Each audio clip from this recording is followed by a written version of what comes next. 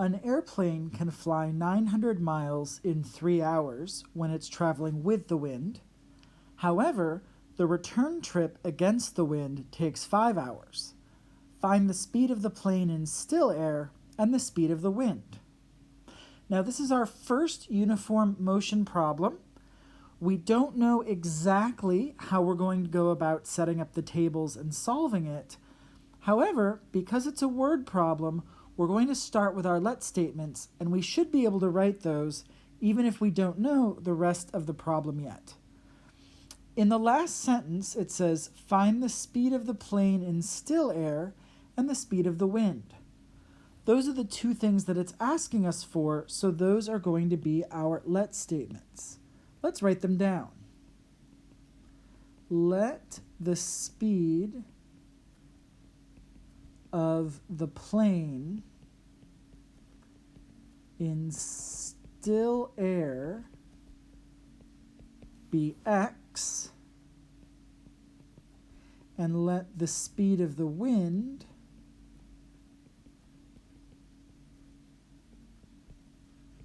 be y. Those are the two quantities we are asked to find, and so we're going to let those be x and y. Now, just like the simple interest and the mixture problems, we're going to be using tables when we do uniform motion problems. Let's make our table. All right, so we're going to label our columns rate or speed. Either way, the speed is the rate of motion times time equals distance. Now, this is the part of the problem where students tend to make the biggest mistake, and it is avoidable if we are careful. So students often try and label the two rows by still air and wind because those are the things that they see in the let statements. However, this is a mistake. We need to be labeling these two rows differently because the labels have to correspond with the types of information that we have in the problem. If we look at the problem, we've got 3 hours and 5 hours. Those are going to be our times. And 3 hours is the amount of time when the airplane is traveling with the wind. So this first row represents what's happening when it's going with the wind. And then the other time, that 5 hours, is when it's going against the wind. So this next row is going to be what happens when we're going against the wind. Okay, we've got that set up, and I already mentioned our times, 3 hours and 5 hours. The time when it's going with the wind is 3 hours, so we can put a 3 there. And when it's going against the wind, 5 hours, so we can put a 5 there. Now we need to figure out what the rates are going to be, the speeds.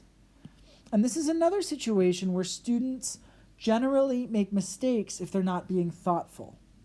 Oftentimes, students will write x there and move on, because that is how we've been doing things with some of the other problems. However, x does not represent the speed when the plane's moving with the wind. X represents the speed of the plane in still air. If the plane is moving with the wind, what's happening is that the wind is pushing it even faster. It's like if you're riding a bike and you're going in the same direction as the wind will push you faster than you were pedaling. It will add some additional speed to the rate that you can pedal at. And so x represents the speed of the plane in still air, but it's going to be moving faster because it's going with the wind. Now, how much faster is it going to go? Well, the speed of the wind is y, and so that's going to add to the speed in total, turning it into x plus y. That y, the wind speed, is being added to the speed of the plane, pushing it even faster. Now, what happens when the plane goes against the wind, or if you were riding a bicycle against the wind? Well, you wouldn't be able to move at that x miles an hour because the wind would be slowing you down. So with the plane, we are being slowed down the wind speed. So it's going to be x minus y. When we're going with the wind, we gain that speed because the wind is pushing us faster. And we're going against the wind, we lose that speed because the wind is pushing against us, making us go more slowly. This is how these uniform motion problems are different from the simple interest and the mixture problems. We have to be a little bit more creative. Sometimes we are going to have more than just x and y here. So we've got to be a little bit more thoughtful here.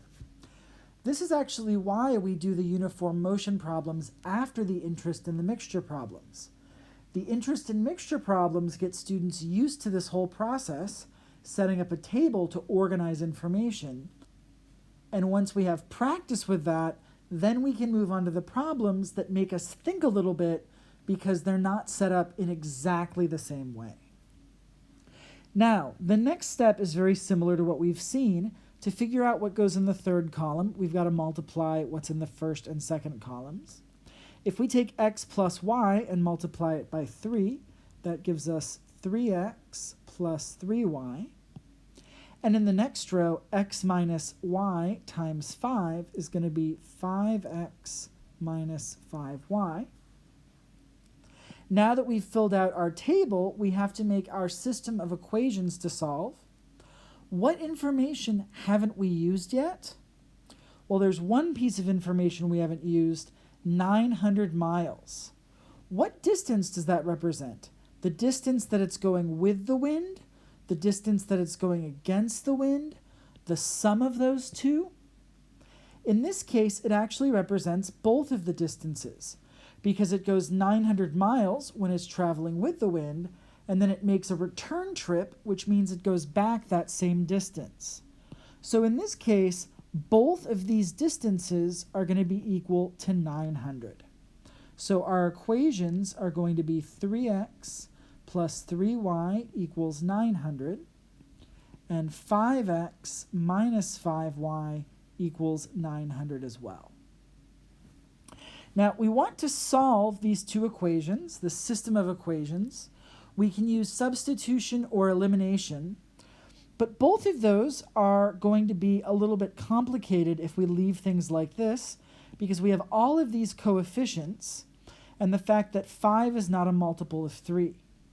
There is something that we can do to make this a whole lot easier, though. Can you see it? In the first equation, notice that all 3 of these numbers are divisible by 3. If we divide both sides of this equation by 3, we end up with something much simpler, x plus y equals 300. Similarly, with the other equation, all of those coefficients are divisible by 5, and so we can simplify by dividing both sides by 5. This gives us x minus y equals 180. Now we have a system of equations with much smaller numbers and coefficients, and so we can solve this much more simply. I'm going to do this by using elimination. I'm going to add these two equations together, because when we do that, the x plus x gives us 2x, and then the y plus negative y ends up canceling, and so we only have x in the new equation. 2x equals 480. We've eliminated the y, and now we can solve for x. Dividing both sides by 2, we get x equals 240. Now that we've found x, we need to find y, and we can do that by substituting x into any of these equations. I'm going to do it in the first one up here, x plus y equals 300. I think that'll be easier than this one, because this one has a negative coefficient, and it'll be easier than both of those because those numbers are larger. So substituting in 240 for x, we have 240 plus y equals 300. And if we subtract 240 from both sides, we end up with y equals 60. So in this case, the speed of the plane in still air is x, That's going to be 240 miles per hour. The speed of the wind is y, and in this case that's 60 miles per hour. And we can write our conclusion. They asked us to find the speed of the plane in still air and the speed of the wind. So we can say the speed of the plane in still air is 240 miles per hour. And the speed of the wind